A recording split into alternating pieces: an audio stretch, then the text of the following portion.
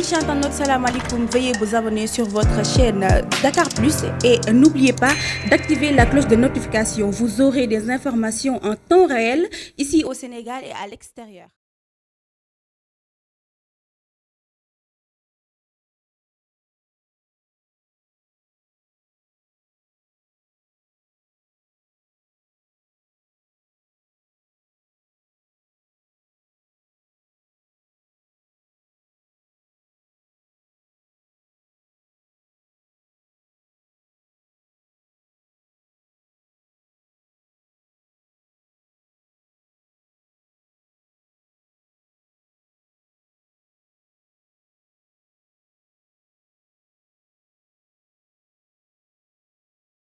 Amis internautes, salam alaikum. Veuillez vous abonner sur votre chaîne Dakar Plus et n'oubliez pas d'activer la cloche de notification. Vous aurez des informations en temps réel ici au Sénégal et à l'extérieur.